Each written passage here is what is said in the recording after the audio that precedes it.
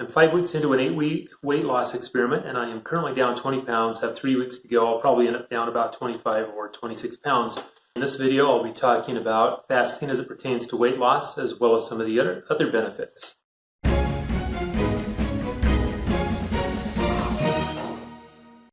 First off, when it comes to weight loss, fasting makes the math really easy. Normally, when you're trying to calculate weight loss, you look at calories in versus calories out.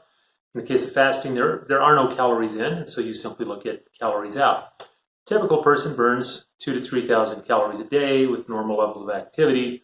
I'm bigger than most folks. I weigh a couple hundred pounds. So I burn probably in the neighborhood of 2,500 calories a day. Went without eating from Wednesday night until Sunday afternoon. It was about a 90-hour period. Technically, I only entirely missed 3 days. That would be Thursday, Friday, Saturday. And so during those days, I burnt 7,500 calories, consumed 0. Each pound of fat is 3,500 calories, and so I probably lost about 2 pounds of fat during that period. Fasting is actually a very effective way of losing weight. There's one guy named Ray Cronice who went for 21 days, for example. I went for 6 a few months ago. That's the longest I've gone. But honestly, after you've done 2, you can go as long as you want. You've already dealt with the carbohydrate withdrawal situation, and so you can pretty much go indefinitely. But yeah, I wouldn't want to go any longer than 6 days. Maybe one of these times I'll go for 7 or 10. I don't know. The urge hasn't struck me yet. So in addition to losing weight, are there any benefits from going without eating for a prolonged period of time?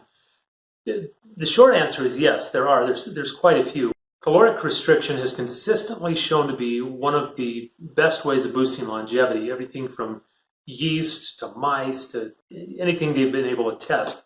They can't really do long-term studies in humans because we live, 80 to 100 years. And by the time the experiment was done, the researchers would have died. And so it's just not practical to do one. But anytime it's been measured, and even with humans, with the limited number of markers that they have, caloric restriction consistently shows a boost in longevity. They're not exactly sure what causes it. However, the leading theory right now is that your body interprets caloric restriction as a time of famine.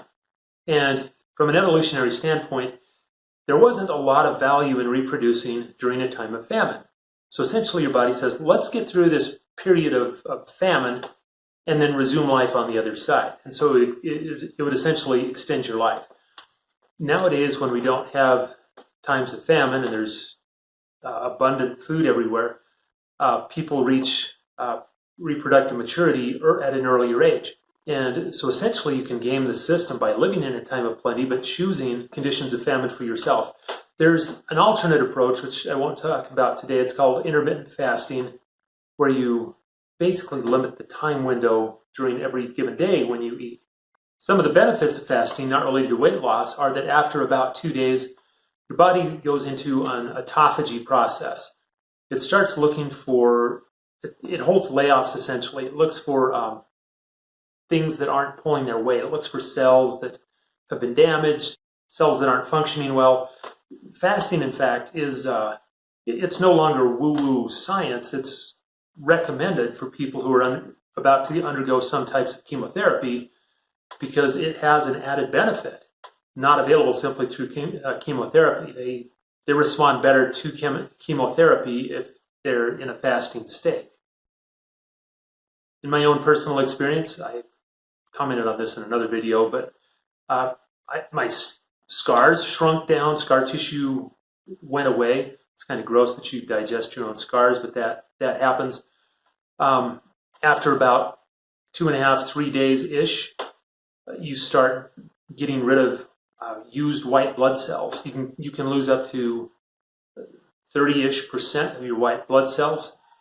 And then when you eat again, at the end of it, what happens is you generate a bunch of stem cells to recreate the white blood cells. There's additional preliminary research that shows that your organs actually shrink during a caloric restriction or during a prolonged fast. And you actually, at the end of the fast, those stem cells help regenerate these parts of the organs. That I don't know about. It's the research into that is preliminary. At the very least, it's safe to say there's really no harm done. People ask, how do you cope with the hunger? Well, I'm pretty well fat adapted from living carb restricted for the last few years. Fat adapted means that if I don't have sugar in me, I just burn fat and I don't really notice. You know, at the end of a marathon, people are running and they hit the wall. They're out of sugar. And so it takes a while for their fat process to start burning. You know, you push through the wall and then you can run again because now you're burning fat. I don't go through that transitionary period. I've been fat adapted long enough that I'm just continuously burning fat, and it's a very quick and easy switch over, which means I can go on long hikes without bringing food and just burn body fat as I go. So hunger for me isn't really an issue. And if you're going to do a prolonged fast, it may be worth cutting down on carbohydrates for, let's say, a week before you do it, to get your body used to the idea that you're not going to have carbohydrates. Honestly, that's what makes going without food hard. It's not the fact that you don't have food, it's the fact that people become chemically addicted to carbohydrates. Another thing to consider is that when you have insulin circulating through your system, you're chemically incapable of burning fat. And so if you've been eating a lot of carbs, you may be done digesting the carbs, but the insulin hasn't left your system yet, and so you're unable to burn fat to get the process started. And so you crave food, you get really hungry. So if you can get through the carbohydrate withdrawal process first, it really will make fasting a whole lot easier. The bottom line is that fasting actually has a lot of health benefits. It's a very consistent, reliable way of losing weight. And that's about all I have for you. Click like and subscribe if you haven't yet, and we will talk to you next time.